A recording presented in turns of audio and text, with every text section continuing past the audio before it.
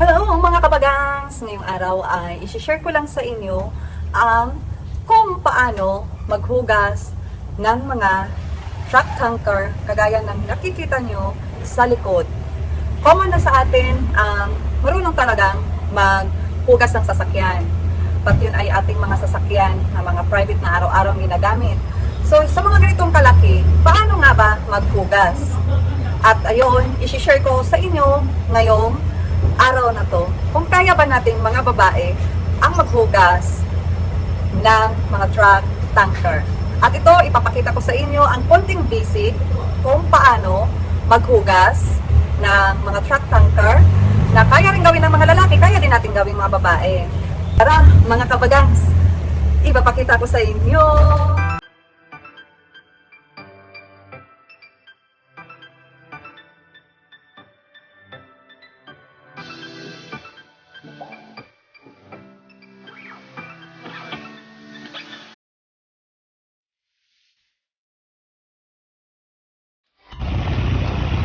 Tubig pa lang mga kabagan. Hintayin muna natin na magkaroon ng tubig kasi ginagamit pala no muna yung tubig. So wala, ganito lang ang gagawin. Pipe at saka hose na idudugtong lang natin. At syempre kailangan mayroon tayong pang car wash na, anong tawag yan? Machine. Kasi hindi mo naman kailangan ng balde. Pwede rin magbalde kung no choice talaga. Kung nasa mga palagitnaan ng magbalde, magmanual, mag-igib ng tubig, ganyan. Pero kung meron namang hose na pang pang wash car, then yun ang gagamitin natin. Para mas madali at mas madali ang tanggal ng mga nakakapal na dumi. So ito marami na din siya. So hugasan din ito. Hindi ako ang maghugas. Silang maghugas. Yung isa lang, ituturo ko lang ang mga simpleng basics lang na kung paano maghugas ng mga ganitong tanker. Kung in case na naging driver ka ng tanker at kung paano mo siya hugasan para alam din natin mga babae na kaya din natin na wala sa liit o sa laki ang paghugas ay pareho lang. Sa atin lang kung gusto ng hindi. Kaya po, ayaw ko maghugas yung lang hugasan ko. So, hinuhugasan ko. Hintayin lang natin ngayon yung water. Ang unang paghugas, kasi dahil sa mataas siya, kailangan umakyat ka sa taas.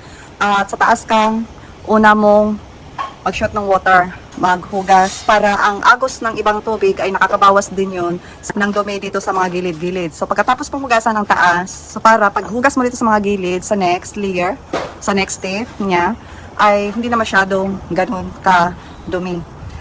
So mag-start ka sa taas, tapos sa middle, hanggang sa pababa. Ganun ang paghugas ng truck tanker.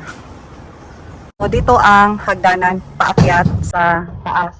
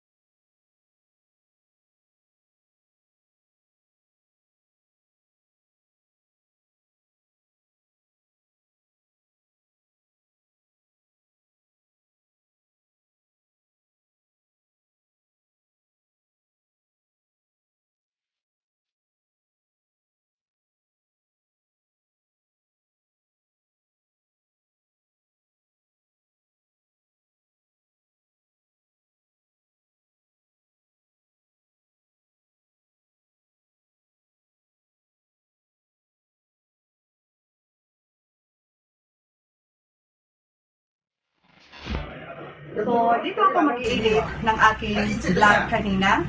At sana mga kabagangs, may natutunan kayo sa aking video. At maraming salamat! Thank you and God bless you all! At sa mga bago na hindi pa nakapag-subscribe sa aking channel, please subscribe sa aking channel at use your brain and control your heart with love in peace!